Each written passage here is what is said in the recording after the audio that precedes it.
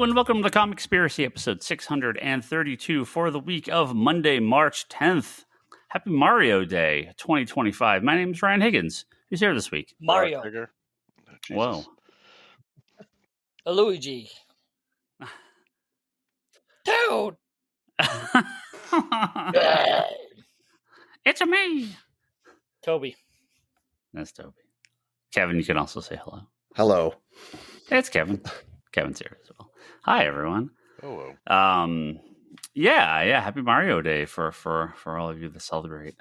Low key Mario Day this year. No, since the Switch 2 is on the horizon, Nintendo's kind of quiet this year. So right before the podcast, I went to Target. I was trying to buy a couple of the Mario games that are on sale, like Mario RPG and. Why would you go to Target? Target doesn't carry anything anymore. No, they have them. Guess what, though? Did they really? Yeah. The lady didn't know how to unlock the display game. So I couldn't buy them. That tracks. Yeah. They're locked up, right? They have the locked up ones, but when there's extra copies, she just the key, and then the copies are behind the game. But when it's the last game, it's in that plastic thing, and she didn't know how to open that. And she told flat out, I can't sell it to you. I was like, wonderful. Wow. All right. Yeah, I mean, there's a reason retail's dying, right? Yeah. This is why. I figured that'd be basic stuff, though. It's like your first day. Here's how you unlock stuff. But I guess they don't teach that stuff anymore. I don't know. Yeah. Well, sorry. Hopefully you buy online. I assume, like all normal people do. I hate that. Yeah, but that's just the world we live in now. Yeah, so sadly I will do that. I'll place an order soon. Except for cool local stores like Comics Conspiracy in Centerville, California, all big box retail blows ass. So Costco's actually okay. Surprisingly, of all these companies, how was Costco the one that's actually like, oh, you don't suck? Like, I used to hate Costco, but like they actually are pretty decent. So it's kind of weird. I'm not saying they're great. When a guy says, if you raise the price of the fucking hot dog, I will fucking kill you. I love it. Like, it's amazing. Yeah, I mean, I don't love Costco. Like, shopping at Costco's horrible. But people suck. And then let's put samples out and make it even worse. But clearly, they're doing something right because all these other places are ghost towns and everything's locked up and there's nothing in there. Like, I went into Target a little while ago and I'm like, wow, is like.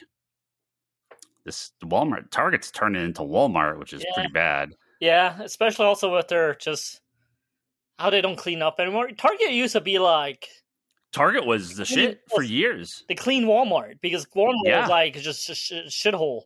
But now it's like I go in and there's trash on the ground and like none of the employees are picking it up, and I'm like, that's like one Target. of the first things I was like taught when I was like an employee or a clerk is like you pick up the trash.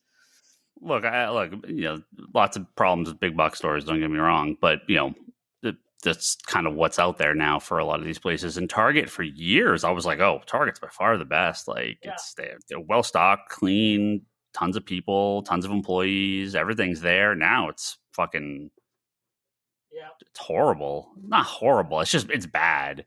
That's bad compared to what it used to be. Yeah. So I don't love Target, but it's not good. Anyway, it's happening. It's actually, I mean, it's Mario Day, but that's like a geek box thing. We're here to talk about comic books. I could talk about the Mario comic books that Valiant used to publish, and still looking for a few of those issues. God, those are hard to find. No, this actually is going to be like a movie conspiracy episode because boy, howdy, do we have a lot of media conspiracy to talk about here. We have Gene Hackman. Daredevil show to talk about. I have all sorts of little stories from the last couple of weeks that are like movie, TV related. But first, Toby, me and you, we got to see something kind of. I mean, there are comic books. It's nerdy. It's sci-fi. There are plenty of comics out there. You came with me and Kevin, not this Kevin, different Kevin, DJ Hackman. and our friend Jason, to go see Mobile Suit Gundam GQuuuuuuX. What? The new Mobile Suit Gundam movie based on the anime, and it's a prelude and the first couple episodes of the brand new show kind of cut into a movie format, and this is becoming much bigger here in America. This is, it's commonplace in Japan, but this stuff's actually coming here now regularly. Dragon Ball, all the Dragon Ball movies have been coming here and getting like pretty major theatrical releases, where before they were always like, on TV or direct to VHS or DVD or something. And they've this is the second of the new Gundam movies that has come recently, right in the last year. There was the Seed movie last year, and then now there's Mobile Suit Gundam GQuuuuuX what is it? I gotta get the correct pronunciation here. Hold on. Gundam GQ. Spoiler: probably should just watch the Seed movie. Well, I want to make sure I get the right number here.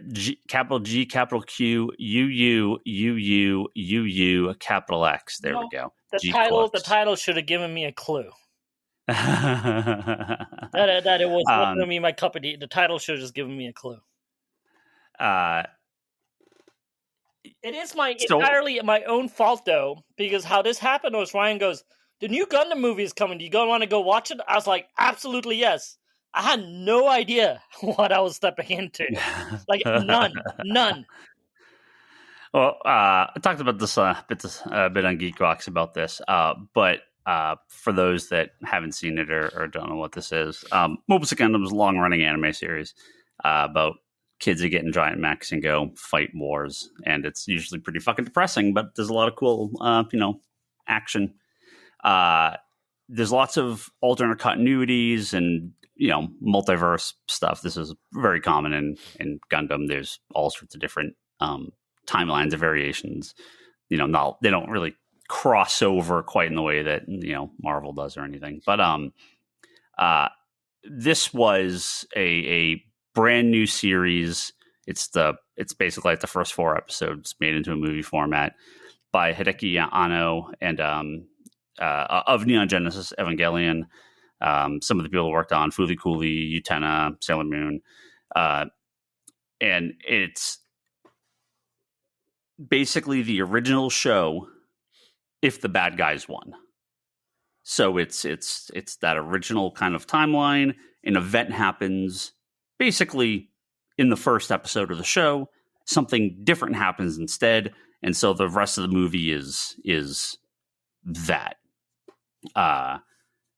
The first 40 minutes is kind of takes place in the original show, so it kind of looks like the 70s anime, modernized obviously, but it kind of goes, it speed runs through an entire show in like 40 minutes, hitting all these points, and then the new show starts, which is GQuuuuuX, which is the stuff that takes place in this kind of brand new future of this world that's completely unknown to anyone watching it. It's all new to everyone because this takes place a couple years later, so they're not like redoing stuff we've already seen. It's completely original with new characters.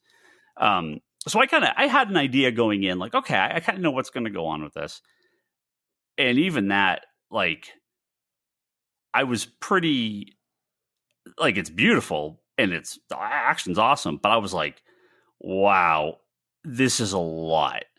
And then the new stuff is completely original, so that's a whole new thing you're trying to get into. My friend Kevin's really well versed in Gundam. He liked it. He obviously knows a little bit more than I do, but he was like, yeah, that was a lot. You and Jason are like, Jason really doesn't know Gundam at all. I thought this might be an okay place to start because it's a brand new story. Yeah, that was the worst place for him to start. You know a little bit, Toby. Yeah. Like the new stuff obviously is new to everyone, so that's fine. Yeah. The first like half of the movie though, it felt like classic Gundam. It was classic. It did. Yeah, but like, did you pick up on? Like, even I had a hard time following some of that. I have no idea what happened in the entire 3 episodes that we watched. I just know there's some annoying ass hacker kids that somehow have an easier time stealing Gundams just by walking up to one and walking in and stealing them. And that's stealing a car is harder than stealing a Gundam for some reason. Make it Everyone in the Gundam universe just leaves their keys in the ignition of the Gundams. This is what happens in every show. A kid just walks up. Facial recognition or something like in the future. Nope. The kid just walks up to the Gundam and they're like, "Hey, what's this?" And they get in and they're like, "Oh shit, I'm in a Gundam now." This is what happens in every show. Yeah. then for some reason the girl is like a super pilot and super talented, and then they have some underground stuff happening, and then it ends. And it's funny that who the creators are behind the show, because it's like Gundam with Evangelion heads, but with fully coolly characters, right? Which bugged the living hell out of me. Gundam be Gundam, Eva be Eva, fully coolly be fully coolly. Don't gumbo this shit together into one show. Well, what I thought was really interesting, because the beginning of the show, the character designs are exact to the original show with modernized. It's like X-Men 97, right? Modernized animation styles, but the character models, they look like those old characters. They acted like them. They talked like them. They had the same sound effects, the same musical cues and everything. So that was really cool. But I thought it was like, oh, they're not explaining how any of this. They're just to the point where I'm even like, wow, there's a bunch of this that I kind of missed. They just sped through massive storylines and gave you no real context to what's going on. So I actually think it would have been better if they just didn't bother with it. Just show us a new anime and go this is just a new anime. Right, for you guys, because I think I would have still not like it, but that would have been better off. Well, yeah, I don't think they tried to explain much, which for a new series I think is kind of a problem. This felt like maybe they again, I liked it, but I don't know what you and Jason, other than okay, cool animation, but what the hell is he had no clue what was going on. I picked up them it's not the entire story, so it's the first 3 episodes. Yeah. So I'm not expecting a full story, right? So I'm all good with that. If they just skip the intro part, which is for the old Gundam fans, and start with the new show, I think it would have made artistically more sense. Yeah. However, on a personal level, because I'm an old fart at this point, I still would have not liked it, but it would have made more sense. Does that make sense? Yeah. I think, yeah. Yeah, well, and I the same thing, right? I think if, because Gundam is, it seemingly becoming just significantly more popular in the West in the last few years, I've definitely felt like I kind of got more into it, and now I've seen it a lot more places. There's a card game coming up. We're getting theatrical releases. It seems to be really growing here, which is great. Yeah. But I feel like this is kind of an odd. I think if you know the original stuff, you're going to get some stuff. You're going to get a lot out of it. But it needed to either explain a lot more or just not bother with the prelude stuff at all and just go straight to the new stuff. Yeah. So I'd be interested for people that are coming to Gundam brand new, if they watch this, what they would get out of it, because I think it would require a bit of work to by the way, I just didn't like the show. I didn't think it was bad. It just wasn't for me. So it's just for all cards on the table. I feel like this is a show that a new generation will probably maybe enjoy, and maybe it's catered for, and I'm just getting old. Because and also I'm not a fully coolie guy. I know this is here blasphemy, because a lot of people love fully coolie. Oh yeah, big time. I just, that wasn't for me. It just didn't work. So just cards on the table. I'm not a fully coolie guy, and this has a lot of remnants of fully coolie. I feel like but the little I watch of fully coolie and the little I watch of this, I see a lot of references, not references, but things that are similar. And it's just not for me. So. Yeah. Gundam is generally a more slow-paced, political. There's action obviously in every episode, but tends to be more melodrama, not as anime as a lot of anime, right? Even the modern ones tend to be pretty grounded. This felt more like a modern, anime, which is not usually what Gundam is. So it's trying something different for sure. I thought it was very cool, but I wonder how this is gonna be received by new people coming into it, because I think it's asking a lot of people. And from you and Jason's reaction, that's sort of when I walked out, I was like, oh shit. Jason look over, go, what the hell am I watching? Yeah, I wish I had either explained more to you guys, or I thought it was gonna be a lot more accessible, right? So I think people need to go. It didn't bother me. It was just like hilarious for Jason, but to me, but to me, this wasn't Gundam. Well, maybe like to me, I mean, maybe it literally is a Fooly Cooly / Gundam / Evangelion heads. Like the heads Mhm. are Evangelion, the Gundams are the Gundam bodies, and then you have the very unique Fooly Cooly. Yeah, it's a very unique style. But see, to me, that's weird though. That's like, taking mask characters and having like, Transformer with mask heads instead of Transformers, and calling that the new Transformer. Do you know what I'm trying to get at? Like to me, yeah. To me, those are separate entities, and them all mashed up together was just bizarre. It was just bizarre. Yeah, I mean, Evangelion's very, very popular still. So but they had the remake movies and everything. So I think they're trying to tap into some of that, and it'll probably work. Yeah, I don't know. This wouldn't be the movie I would show to someone to start them on Gundam. I mean, maybe if the show's out by itself without the prelude, maybe it'd make more sense. But or if that's cut up into the episodes as flashbacks or something, it maybe make a little more sense with the context of everything else that happened. But yeah, it's quite a bit to get into. But no, I'm well, thank you for coming, Toby. I know I come anytime. Yeah. I mean, like, right. I mean, I think, when like the 89th Dragon Ball movie is in the theater, I know like I know what I'm going to get into if I go to watch this. I'm not going to have any idea who 90% of the characters are. It's all going to be new stuff. And, there's going to be a ton of backstory and continuity. I thought this was going to be way more standalone, and it wasn't. Yeah. No, but coming up for I'm down. I mean, look, I enjoyed it for what it was. Like, I'm down for the next one too. So, I mean, I think I watched one of the Dragon Ball movies with Charlie, and I was like, I don't know who half these guys are. Yeah, right. They're more powerful than they've ever been, and I guess there's new hair colors and new levels, and okay, Yep. You just go for the ride. Well, that's what happened when I watched the Seed movie, right? So Gundam Seed was a series that ran about 20 years ago. We ran for a couple seasons. Yeah. And I watched those when it came out. So they did this new movie for like the 20th anniversary, and I haven't seen the original since they aired. And I'm like, oh, I have no idea what's going on in this, because they don't. But it was two shows. So did you watch both shows? Wasn't I watched Seed? Yeah, I watched both. Yeah, Seed and Seed Destiny. Yeah, this wasn't even attempting to explain it. So like, they're like, yeah, you better have read up the Wikipedia about what happened, because I'm like, oh, I kind of recognize some of these characters, but they weren't not even trying to explain the plot. So, it's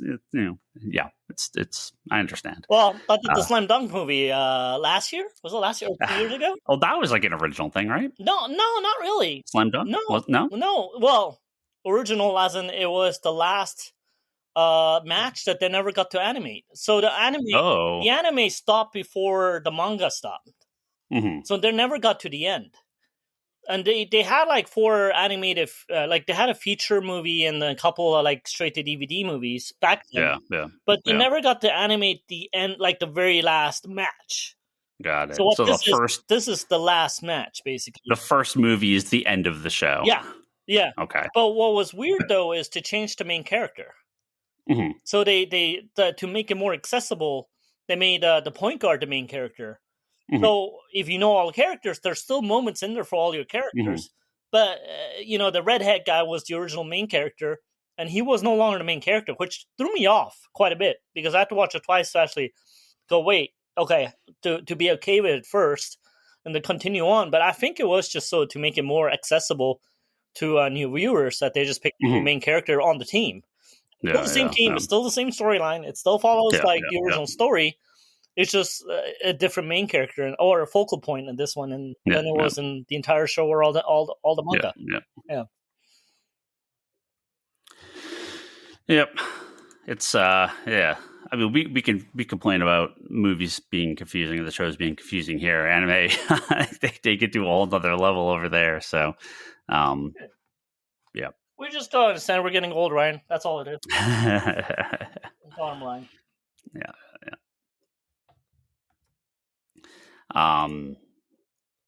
But I will. If you want, we can move on to Daredevil, because I think Toby has a lot to say about Daredevil. I don't know about a lot. Well, first of all, I'm curious what Kevin thought, but I do have a few things to say.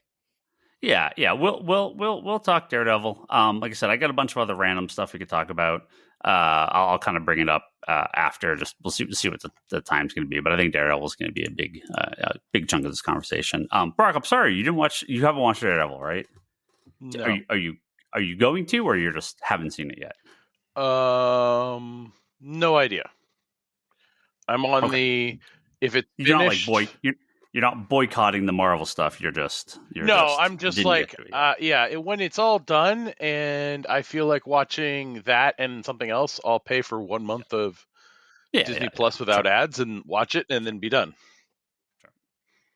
Yep. So, that works. Well, we're gonna at it for now. I'll still be here for the other talk stuff. Yeah. Do you care about spoilers? No, I don't give a shit about spoilers. Okay. Yeah, because we'll talk first 2 episodes of Daredevil. Yeah, go for it. So yeah, anyone that, I guess, if you don't want to be spoiled, you may want to skip fast forward most of this podcast, because we're going to talk the first 2 episodes of Daredevil. I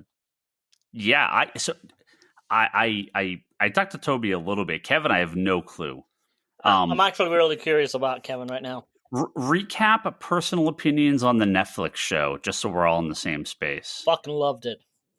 Okay. I would say my favorite is season 1, but if you combine them all as like one unit and just call it Daredevil, it's in my top 5 of all Marvel properties, including movies. Okay. Wow. I'm in the very good, not great category. I think I think the characters are cast perfect.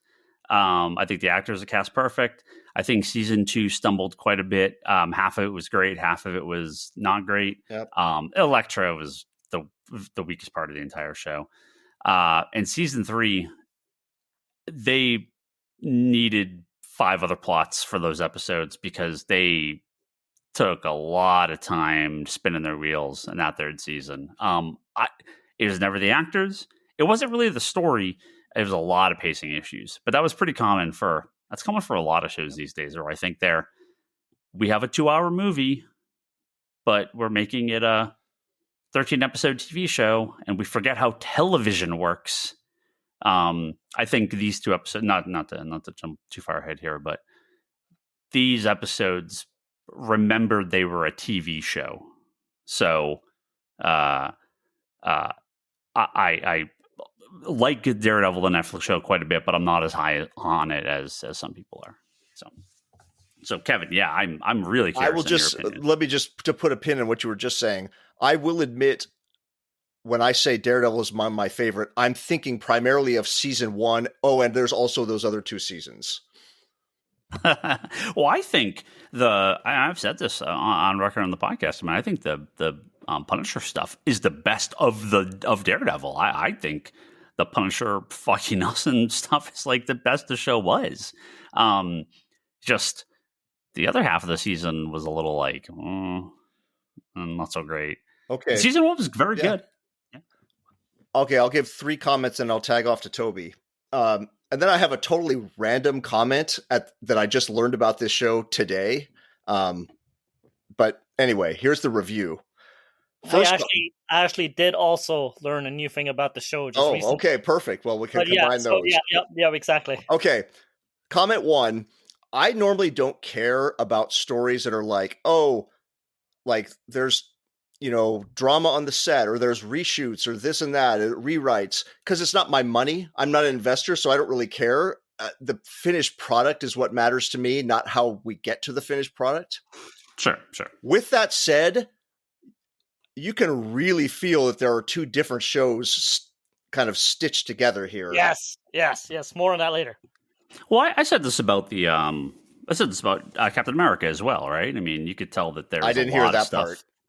Oh, well, for Brave New World, yeah. I still liked it, but you could tell, like, okay, clearly they had a lot more to do with some of these characters, and with Daredevil, right? What we heard was it was 18 episodes, and the first 6 were a lawyer procedural, which I actually am totally fine with. I was going to say that was one of my things I didn't like about the original show was I didn't think there was enough lawyer stuff in the show itself. No, there was none. Yeah, there was which bothered me a lot in the original. There's 2 things that really bothered me in the original. I felt like they used dialogue as filler to extend the episodes so that they can hit the quota of whatever it was, 22 episodes, 12 whatever it was. 13. Well, this is, when it's the Arrowverse stuff on CW, when it's 22 episodes, or Agents of S.H.I.E.L.D., that is like a normal kind of like television thing, but there's still the plot of the week, and that plot has like a beginning, middle, and end. Runs its course. You get character development over time, but that's just how those shows operate. So I accept it on those shows. When you're a prestige format miniseries, you're expecting all killer, no filler, and there was too much filler in some of those. There was a lot of dialogue that could have been shown instead of talked about. There's a lot of let's talk it over again of what you just saw, which bothered me. Right, and then which is something that happened in CW shows all the time, but that's normal for that type of show. Some of it was also to I'm not saying it was remember good, or if you didn't watch the previous episode to let you remember and so on. Little tricks they use to for people that don't watch every week. Forgotten what last. Right. Exactly. Yeah, but and then the other thing that really bothered me, it was the lack of lawyerism in the original show, which is such a big part of Daredevil or Matt Murdock that I really that really bugged me. So I'm really hoping there's way more of that in this show. Well, on that note, that's perfect. Team me up for comment 2 is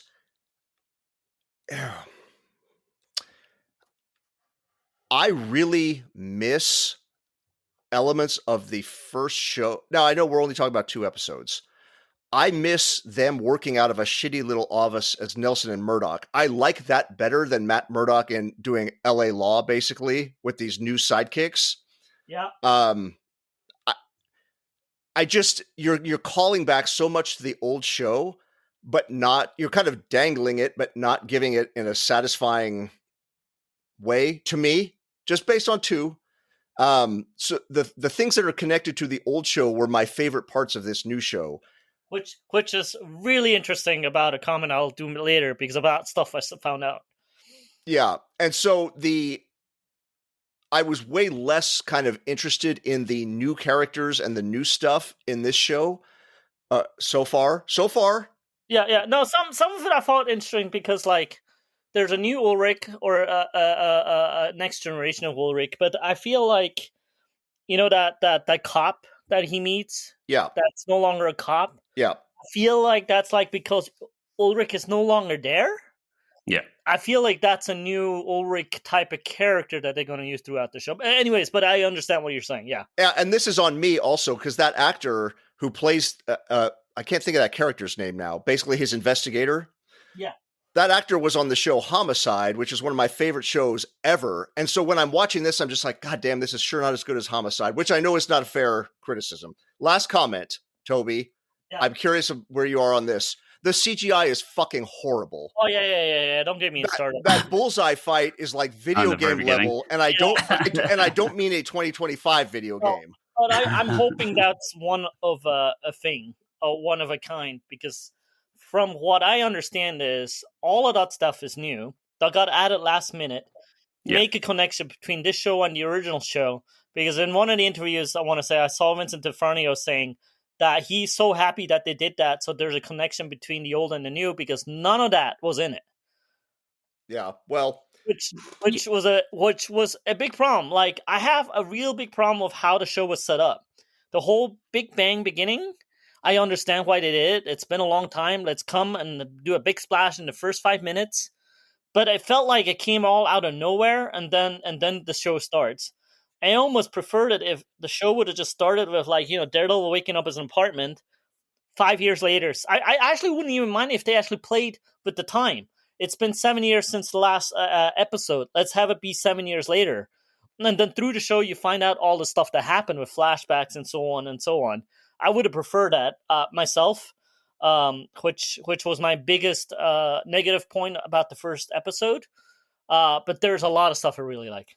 Yeah, well, when they have him swinging through the city like Spider-Man, awful. The White Tiger footage, and I don't mean White Tiger when he's the dude on the subway platform. I mean the video of him as the White Tiger is inexcusable. I mean, that first Daredevil series took place came out in the Obama administration, which at this point feels as long ago as Reagan. But there's really no excuse for it to look worse than that now. Last comment. Here's my random comment, Toby. I just discovered today. Yeah. That I know the dude who shot all of that BB, like, man on the street interview stuff, all those New Yorkers on the sidewalk. Oh, nice. Yeah, he's not involved in the show in any other way. He just did all of that footage for them. The Ulrich one? The what? The Ulrich stuff, basically? Yeah, BB. Okay. Whatever that show is called, like her little interviews on the sidewalk. Yeah. Yeah, crazy. No idea. Wow. That's cool. Yeah. Nice. Anyway, that's my quote unquote review based on 2 episodes. Yeah. Well, I was going to say, with the new characters, right? I mean, Chris McDuffie's a character from the comics, right? Yeah. She's in the Mark Waid run. So, this all comes from the comics and him getting away from Nelson and Murdoch and him moving to San Francisco. And so there is sort of obviously they play it up different, but there is, comic accuracy here. Everything with the Kingpin and him running for mayor, right? I mean, that's obviously all from the comics too. So I like that they're pulling a lot more from the comics, and I think the first show did. And the first show, they pulled bits and pieces, but this feels like they're pulling much more significant plots, which I'm always a fan of. The fight stuff with Bullseye at the beginning, it didn't bother me at all. I could see the CG wasn't the best in some cases, but I'm kind of used to that right now for Marvel. But I think they did that for multiple reasons. One, not just to make the connection to the original show. Two, and I mean, this is, obviously the spoiler. But it's kind of like the big spoil for the first episode. They apparently had killed Foggy off screen in the original version and just kind of talked about it. Now, maybe it would be better to hint at it through the show when you find out over episodes that he got killed by Bullseye at some point in the future. Maybe it'd play better. But I liked it a lot in this because I think this is them putting the stamp of this is the MCU Daredevil. This is not the Netflix Daredevil. It's the same character, same show, same continuity, yada yada.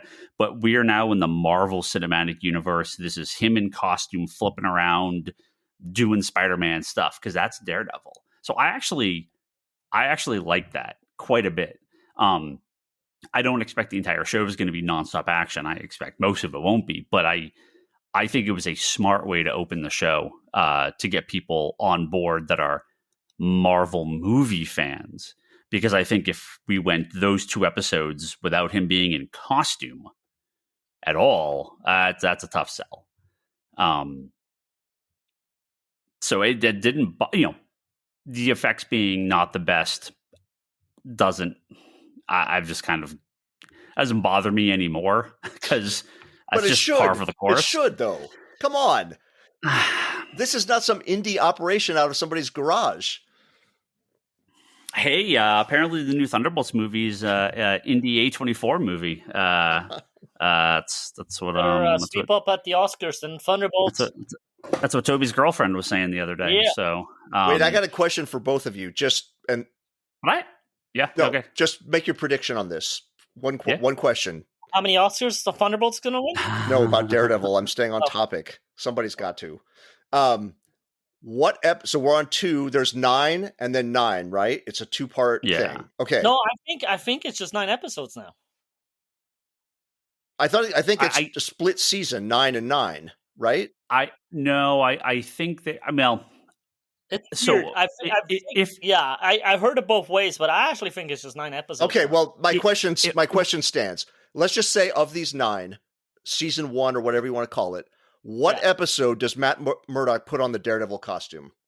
Oh, next episode. He's back. Oh, God, I'd say like 6 or 7. No, he's back in. That was going to be episode 4. No, he's back in by the end of the next episode. Well, we all have a different answer, so we'll see who's right. And I think that's why, right? Because I think the original version, he was not going to be Daredevil until the very end. Until way later in the show, right? Yeah. Again, who knows? Which, by the way, was my biggest pet peeve of Titans. Is like, fucking put him in the Nightwing suit already. Well, look, I'll talk about Titans in a second. What I understand, originally supposed to be 18 episodes. They filmed, like 6? Yeah. Right? Yeah. Recut a bunch of stuff, redid stuff. I believe this is 1 through 9 is season 1. There is going to be 9 more as a fully separate season 2 later. Okay. So I think we are getting the full 18, just not in a row, not straight through.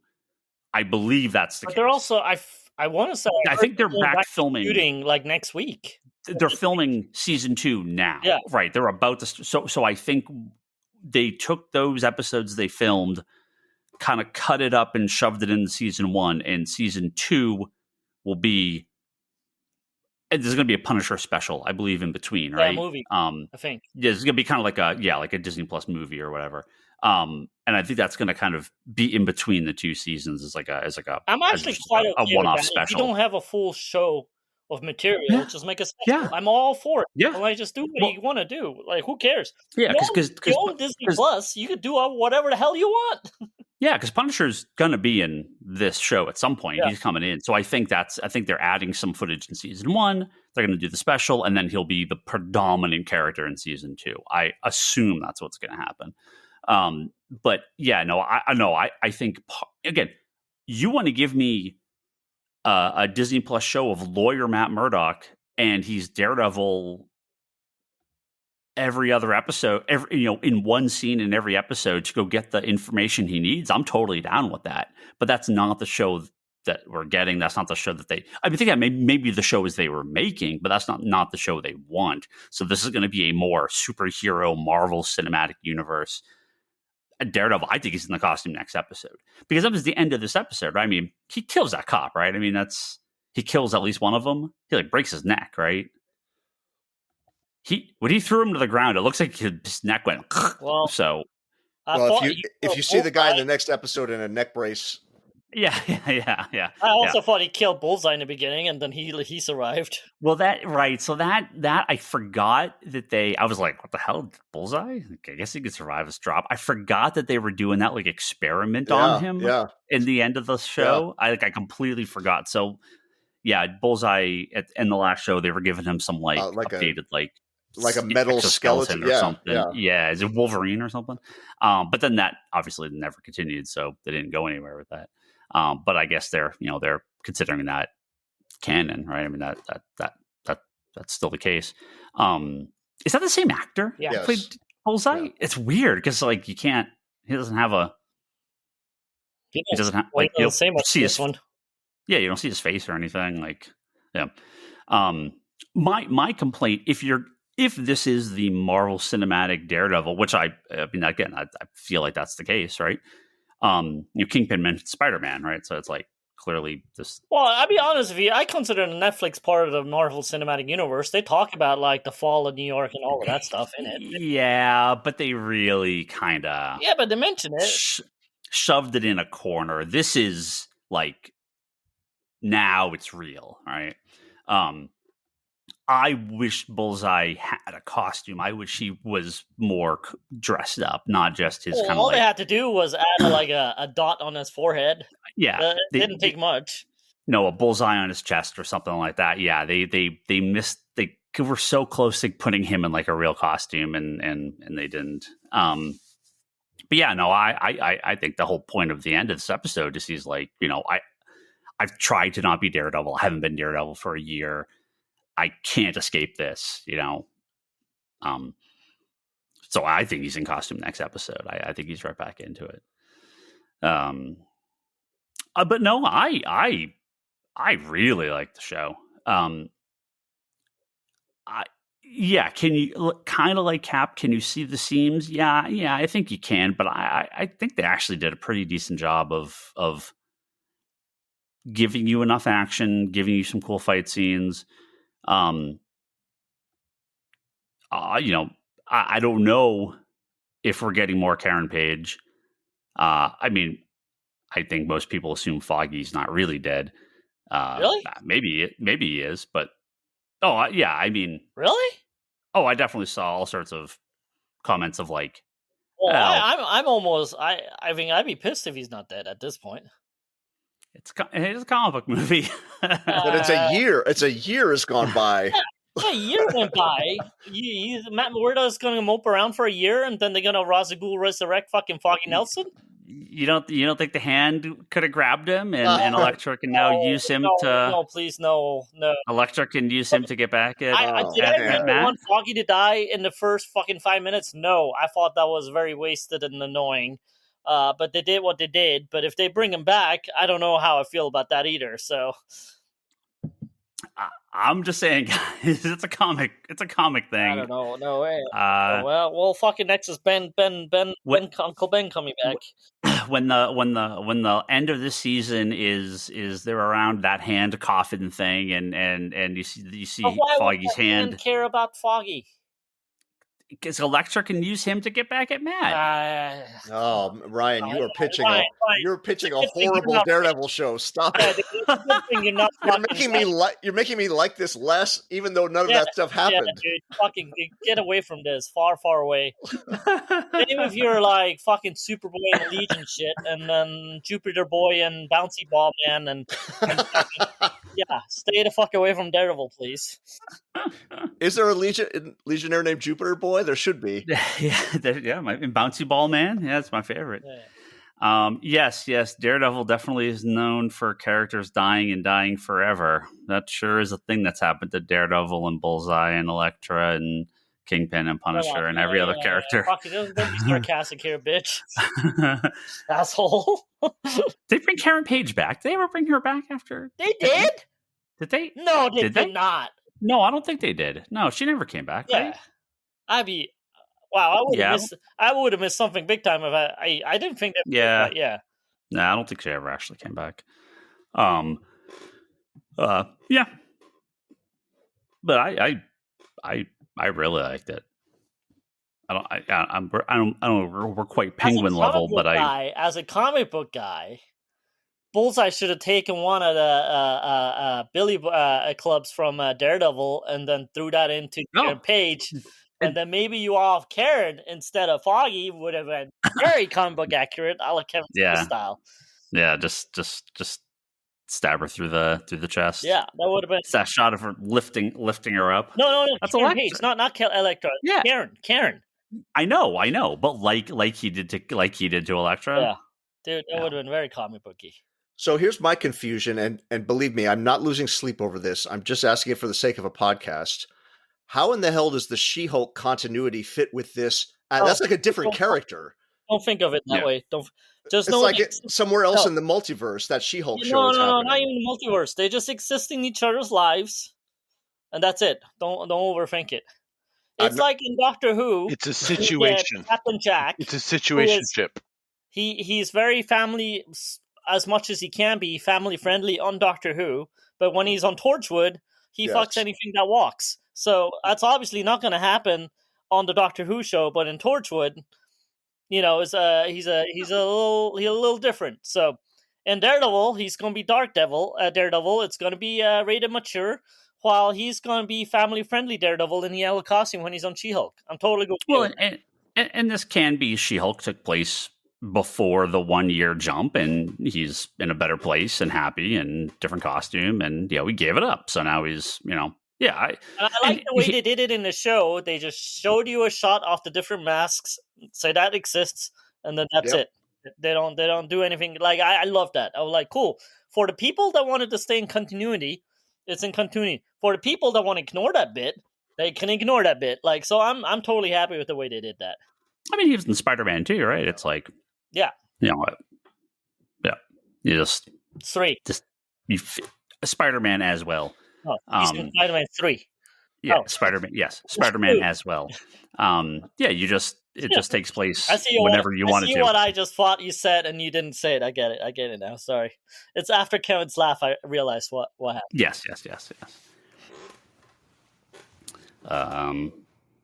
Are you my favorite bit in the show? What's up? Is Matt Murdock showing up right in front of Kingpin going, "Can we have a chat?" And then going to a diner and having that fucking chat. I love that. Yeah. I absolutely love that. I that's my favorite. Again, I'm a big Heat fan. The reminiscence of that dialogue from Robert De Niro and Al Pacino, where they both know where they stand. They're not friends, but they have a courtly conversation, and I loved it. Yeah, Kingpin continues to be, great. I wasn't sure how they were going to deal with his wife, and he definitely feels like. I also love the fact that with Kingpin, he loves New York so much that he just might be the guy, right? Like, you don't know. I mean, like, look, we all know he's the fucking Kingpin, but like he might actually. I mean, he genuinely wants to make New York better, right? So. He's a crazy person. This is why Lex Luthor and Kingpin as presidents and mayors actually work, and why someone like Donald Trump doesn't actually work, because they, while they are bigoted in their own way against the superheroes, they seemingly do actually care about the country and the world. They just have other problems. They want to they want to get rid of. They want to be the hero in their own way instead of Superman or Daredevil or whatever, right? So I do think it was really funny though in the second episode that the big thing he did was fill a hole. Yeah. Well, I filled it. Everybody bow beneath me. That's. In a place like New York, that's going to get you more votes than you could get doing anything else. But yeah, that's I will say it's a complaint, because they did a good job with it. I just wish we didn't live in the real world we lived in, where the Kingpin story. I would like it if we didn't live in this world, right? Yeah, full stop. There's the end of your statement. Right. Yeah, right. That makes sense. Yes. World. Like if we didn't live in this world. Period. Full stop. Yes. Yeah. Yes. So I don't like how topical it is, because it reminds me of the real world. Yeah. I like the you fictionalized like your comic books and comic book movies without all that political stuff. Get it out of there. Get that shit out of there. Why are you putting it in there?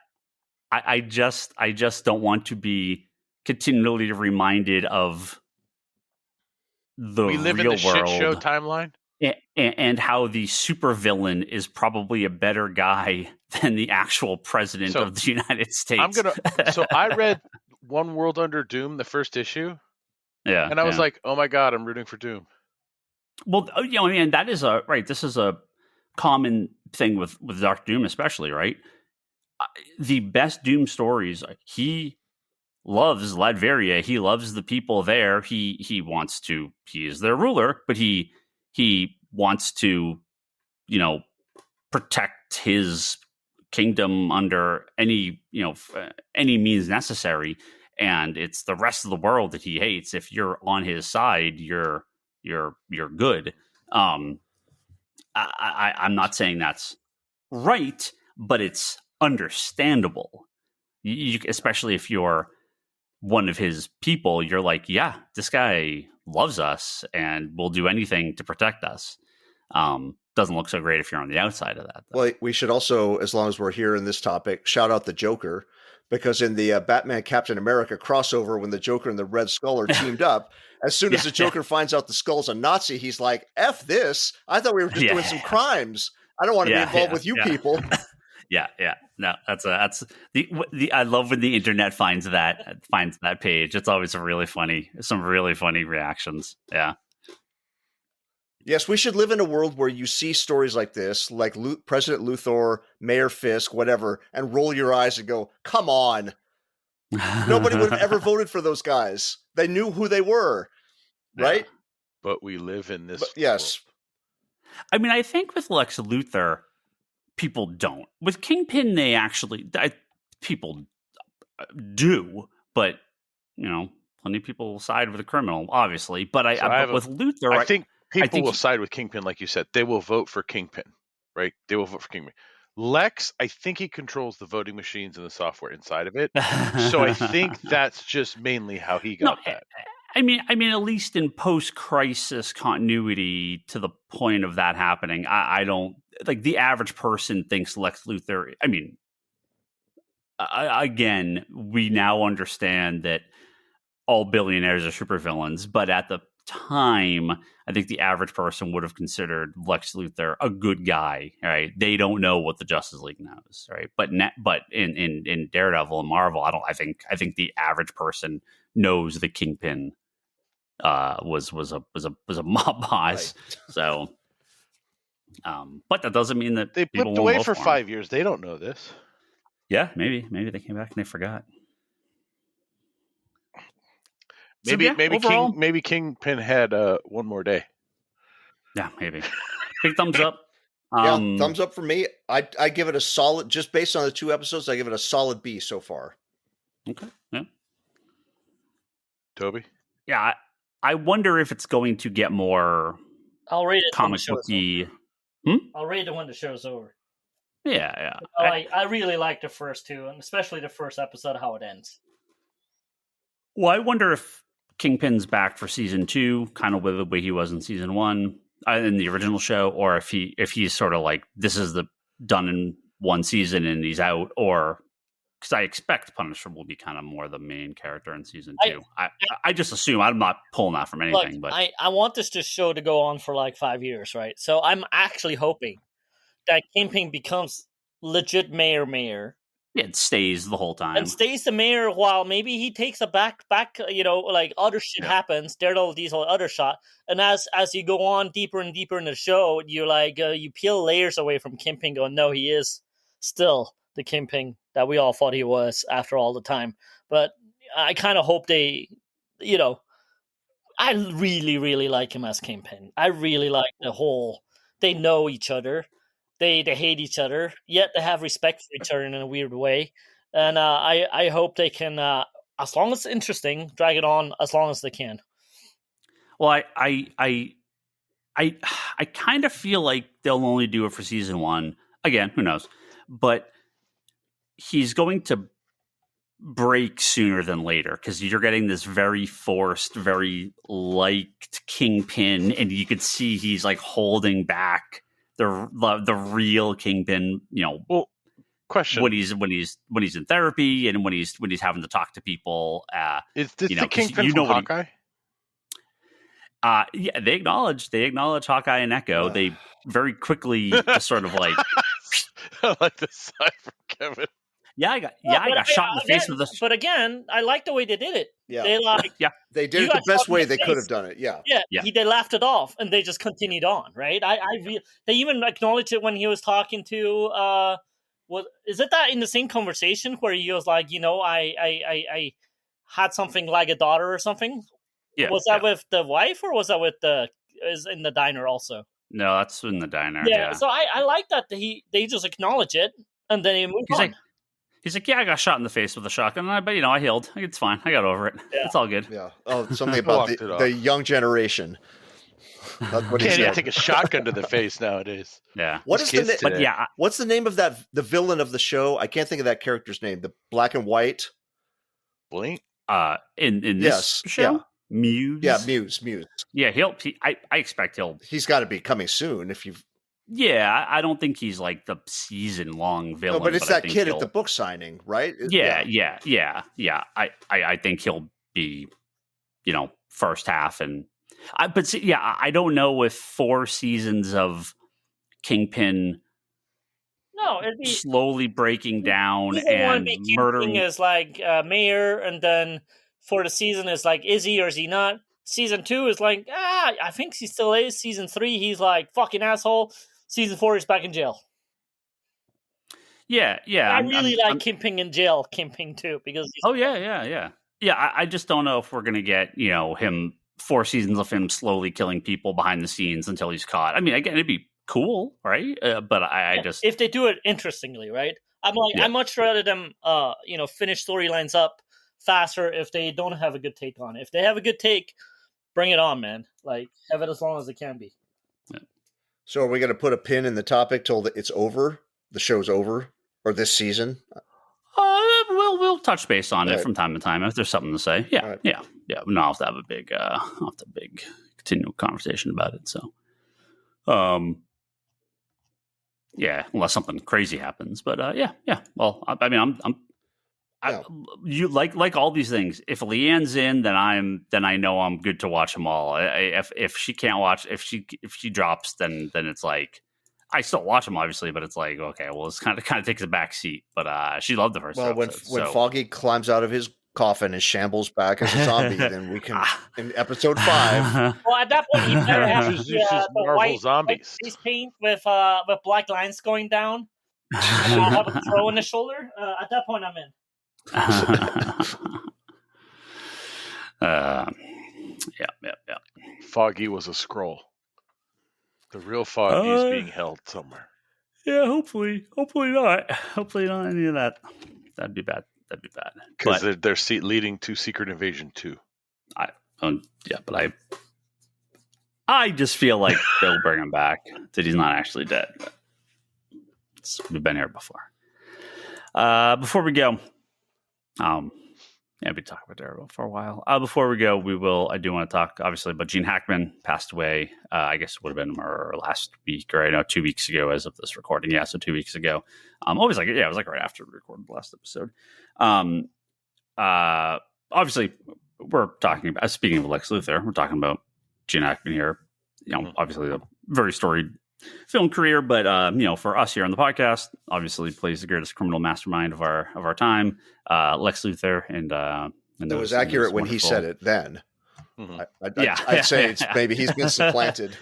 What is it? These guys with the real estate? You just can't. He's gonna catch up. Yeah. What was the master plan? It was to blow up all of California. So he had a bunch of beachfront properties. Yeah, Plaza del X, Otisburg. Otisburg. Gotta update my booster. Toggle Buyer. Do you want to see a long arm?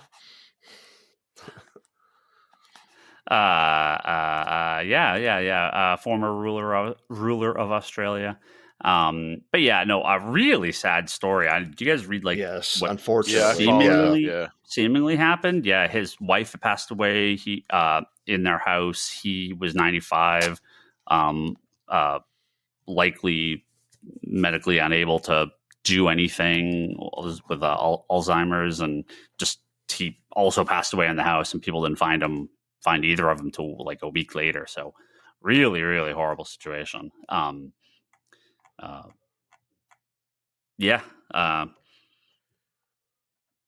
not claiming to be the biggest Gene Hackman fan in the world, but obviously loved his Lex Luthor, and guys. I just recently watched The Birdcage.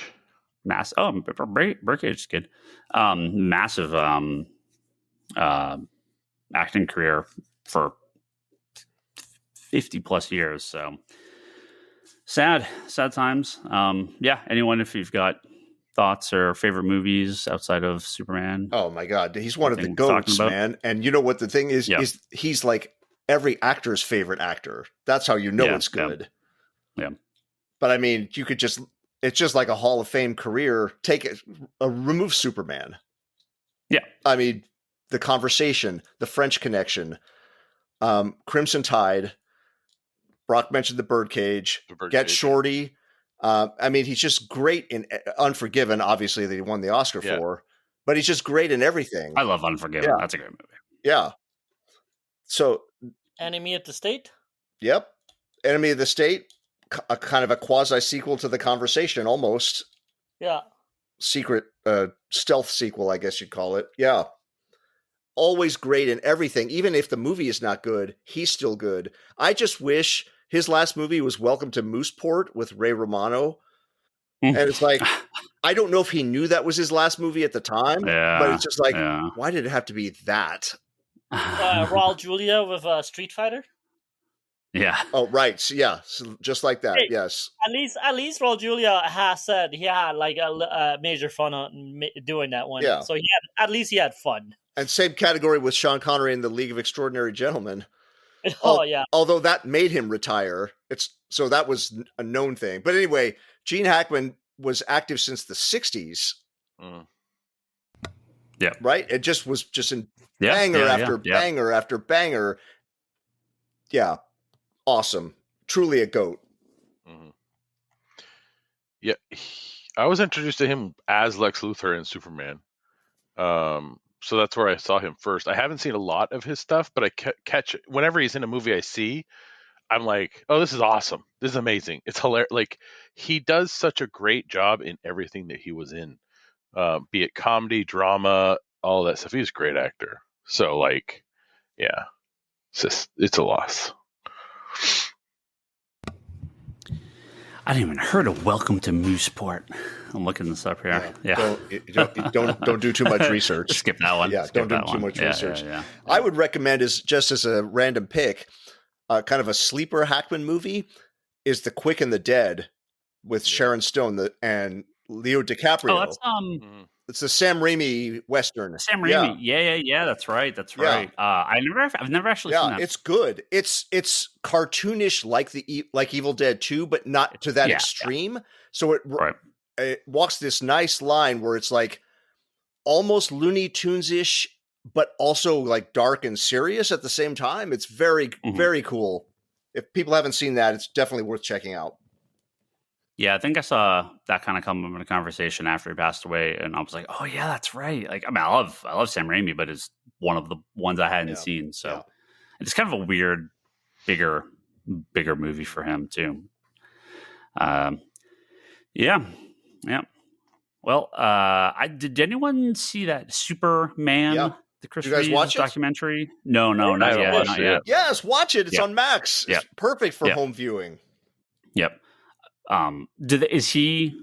Is Gene Hackman show up in that much? They don't talk much about I think there might be stuff from the footage from the movie, from filming the movie, but he's not like interviewed in it or anything. Yeah. No, I wasn't sure if because they obviously worked together for a while, and sure if they brought him in for that or anything.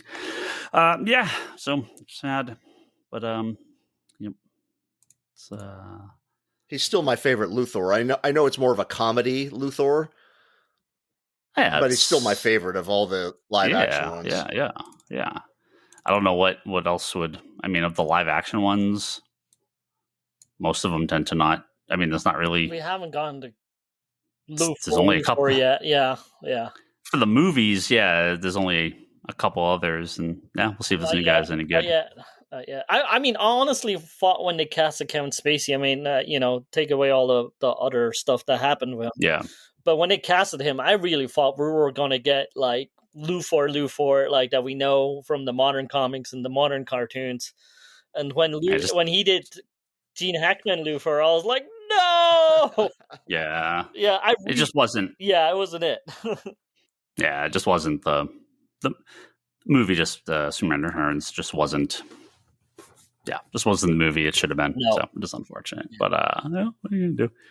But even then, right? You get someone like him playing. Like, okay, well, we're gonna go back and you're gonna do Gene Hackman, right? And you can have your own take on it. We're just gonna go back to the guy that nailed it the first time. So yeah. It's Togomeyer.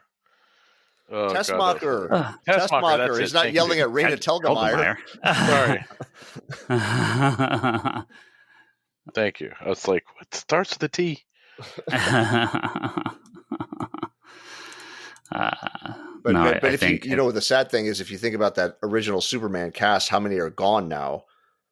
There's not many left. Is there any? Who's God? No. Well, Valerie Perrine's... I think she's still alive, Valerie Perrine, Miss Tessmacher. But Margot Kidder's gone, Reeve is gone, Hackman's gone, Ned Beatty's gone. Yeah. Wow. Who played Perry? Jackie Cooper. He's obviously... Yeah, he was a child star in the 30s. He's long gone. Yeah. Richard Donner's gone. Tom Mankiewicz, who wrote it, is gone. Yep. Wow. Terrence Stamp is still around? God, that's a good question. Sarah Douglas, who played Ursa, is still alive. Yeah. I don't know the guy that played Non. I don't think he must have passed away too. He was a bigger guy.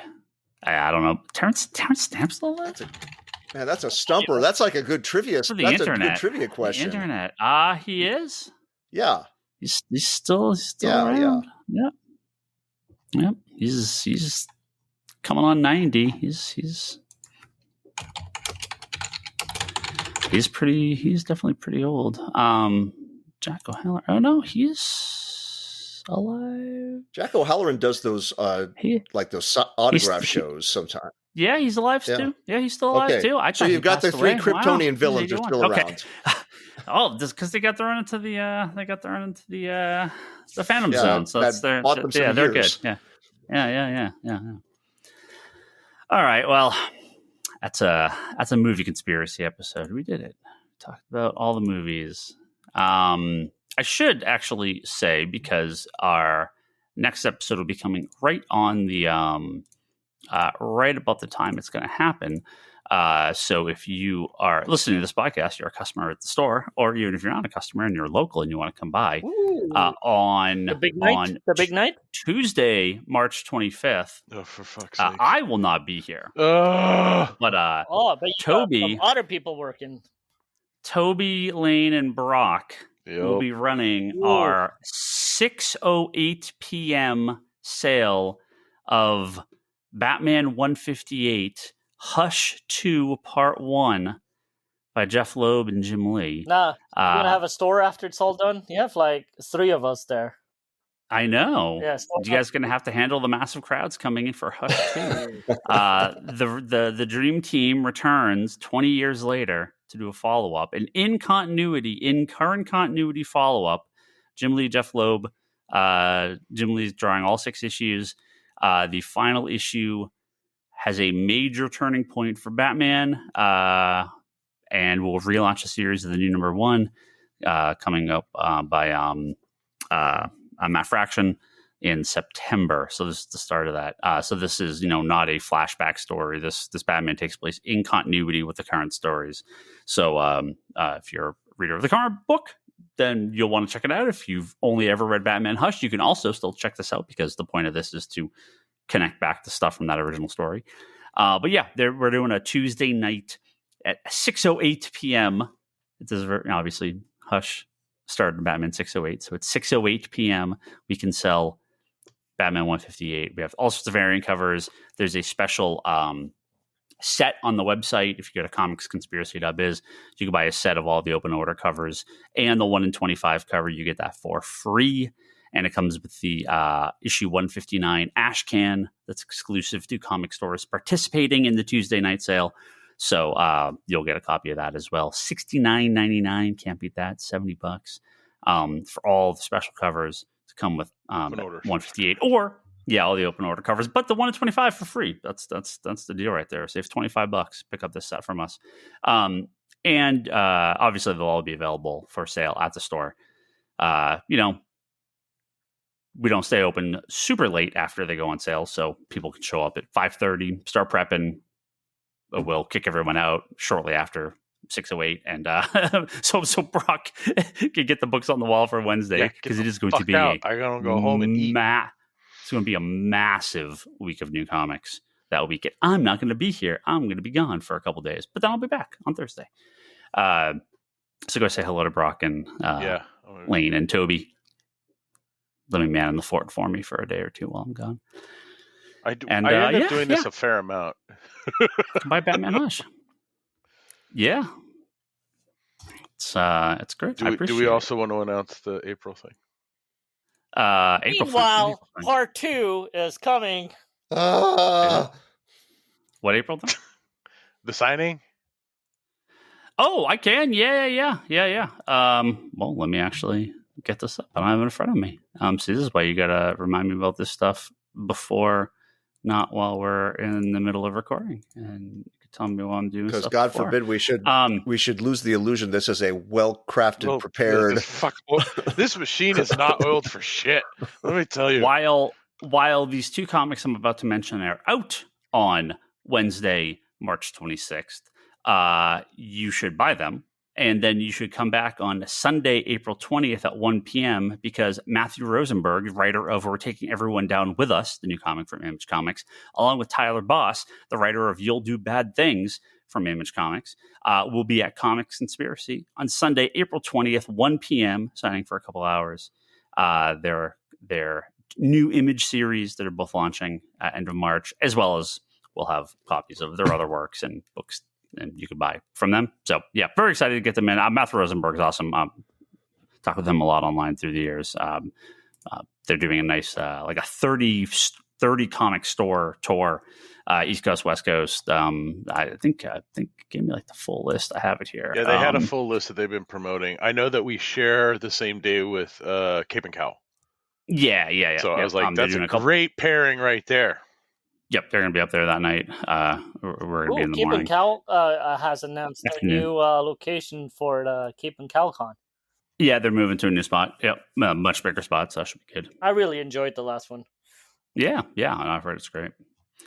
So we got a couple big things coming up. Restarted our new weekly newsletter. We have new sales coming, new online sales at comicsconspiracy.biz happening every week. Emails for that go out tomorrow.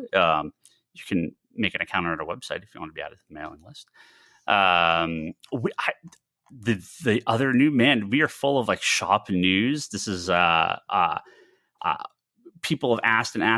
I've heard, we are listening. We are bringing back, after not having carried them for many years, we are bringing back TCG and non-sport cards to Comics Conspiracy. Please don't rob me for all my Pokemon cards. Please don't burn the store down to get your 2 packs of Pokemon cards that we have to shop. I don't want to have to track somebody from a blood trail to an apartment building again. Okay. I cannot tell you how many calls we get on a daily basis, or people coming in asking if we have gaming stuff. And while we don't have the capacity, the capacity to run games or to carry board games and role playing games and stuff like that, we used to carry TCGs for a long time. Always. It was only within the last 5 or 6 years we stopped carrying them because there were a lot of game shops, and the sales kind of slowed down. We weren't selling that many, so we kind of just decided to stop carrying them. But obviously, that market has shifted back dramatically. So we'll be carrying standard packs for Magic the Gathering, Pokemon. I'm a big fan of Gundam. Mostly Gundam. There's a Gundam game coming. I was going to get that anyway, so it's great to have some for the shop as well. We may even get a little bit of like Yu-Gi-Oh! And Dragon Ball and One Piece, just because we're going to kind of build up our section, some card supplies. But the 2 big ones for fans of this in the Geek Box would be, there's the Final Fantasy set coming from Magic the Gathering, and then the first Marvel Comics set coming from Magic the Gathering, which is Spider-Man themed. Those are going to be pretty massive products. I think we're going to get a lot of people interested in those that don't actually really ever play Magic, just from a collecting point of view. So we should have pretty good stock on those, and we're actually going to start doing some pre-orders and taking orders on gaming products a little bit. It's kind of tricky, but not like comics where we can just kind of order whatever we want. So some of that stuff will be on the website. Everything will be in store, so you can check that out. If you sign up for the newsletter, you'll be in the know. Yeah.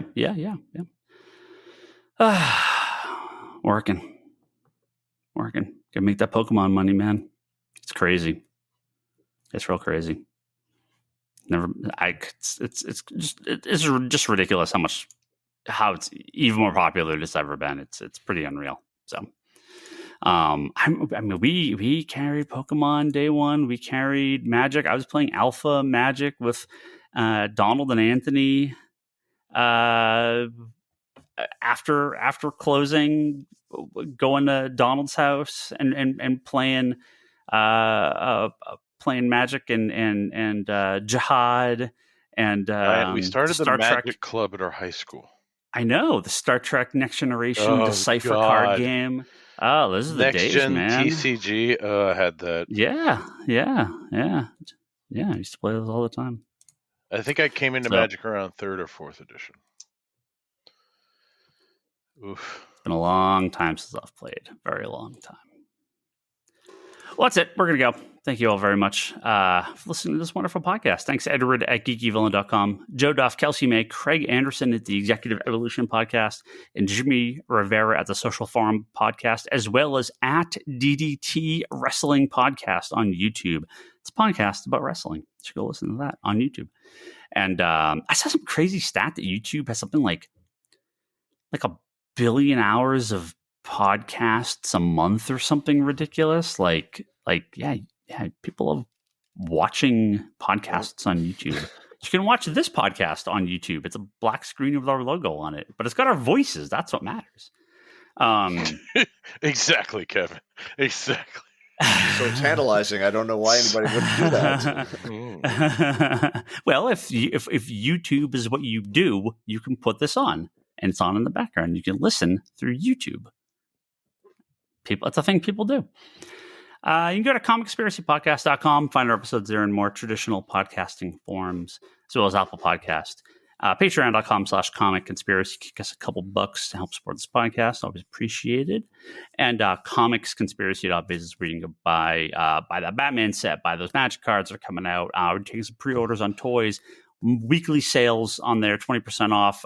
This week is Spider-Man, select Spider-Man merchandise, comics and graphic novels all week long. That's going to change every week, so go check that out. Comicsconspiracy.biz. Not on new products. Meanwhile, Anthology.com. That is our anthology we did for our Source 30th anniversary. Myself and Kevin edited. All of us contributed, as well as some of the biggest people in the comic industry. That's at comicsconspiracy.biz as well, and you can buy them at other shops and digital versions on Amazon. And you can buy a digital copy from us. You can buy a digital copy from us as well. It's like we sell them on the store website. We just email you the access to the digital files. It's great. Conspiratorbrock.com, Brock's website. Not doing much these days, but that's okay. Bookmark it for future use. Charlie's Wanders in the Fourth Dimension podcast, talking about Doctor Who. Lots of Doctor rumors these days. I'm sure they're all over it. Kevin's interview series called Between the Panels at fanbasepress.com. And a page I love at Comic Art Live on YouTube. Again, you can watch that and listen to it at the same time on YouTube. You actually would want to watch that because there's visuals. Yes, exactly. It's not just a blank screen where people are talking. And my wife Leanne is at leannehill.com. And one of these days, I promise I can actually get her artwork up there for sale, like I keep promising. And then we keep forgetting and not doing it. And then I go, oh yeah, I got to do this. And we keep forgetting and not doing it. So we'll do that soon. It's not all at the store, too. Just restocked a bunch of prints that she brought back in. And that's also all at comicsconspiracy.biz. You can buy her artwork on there, too. We'll ship it to you, pick it up, whatever you want. If you're on Blue Sky, if you're on Twitter, fucking what the fuck you doing, dude? It wasn't even, I think, was it down all day today? It's been attacked by Ukraine hackers. I don't know. Accent. That's what I'm just watching Tesla stock tank. Just trying something, Kevin. He's trying something there. See, would be better on YouTube. It would be. Just me and Kevin looking at each other like, huh? What? Ryan Higgins on Blue Sky. Brock is Brock Sager. Toby is Toby XI. Kevin is at Kevin Sharp. And the store is Comics Conspiracy on Blue Sky. You can follow us on there as well, posting a lot more on that account. And Geekbox. What did we talk about last week? Oh, man, we were on a Severance talk. Jesus, please don't. I am. Your Severance talk at the store killed me. Who's Severance talk? When you were talking to me about Ryan Scott's love of Severance, Oh yeah, no, and Ryan and Justin like love Severance. I like Severance quite a bit, but I don't know about this season. Like I'm not into it like it was the first season, and they get very mad at me. So I know we're wrapping up. I'm just going to say the episode that is 2 back. Yeah. I don't know if you're current. Yeah, I've seen them all. Yeah. There's an episode about a character's wife that I thought was the absolute gem of the entire show at a higher peak than any other episode of the series, not just the season. See, they said the same thing. Felt like fucking like nothing happened in that episode. It's the first episode that combines weirdness with actual human emotion is what got me, instead of just enjoying the weirdness of it, which I also do. Yeah, it's the first episode that made me feel anything instead of just kind of nodding like, yeah, that's cool and weird. Anyway. It was just, yeah, they said the same thing. It felt like generic story number one, generic couple story number one of just, I was like, well, obviously, so where all this is going. I don't know. Something about the season not clicking with me the way the first season did. Anyway, you can walk away. If you love Severance, go listen to this. If you hate Severance, or if you hate me, go listen to this, because other people that hate me are on this podcast because I don't love Severance. So they hate me because I don't love Severance. So you can listen to other people get mad at me for my terrible opinions over at Geekbox. That's what happens on every podcast you're on. Yeah, but I can control it here or there. I just kind of sit there silent for 45 minutes while they gush about it. And then I come on and I'm like, meh. Yeah, it's all right, I guess. What are you going to do? All right. That's it. See you next week. Or in 2 weeks. Goodbye.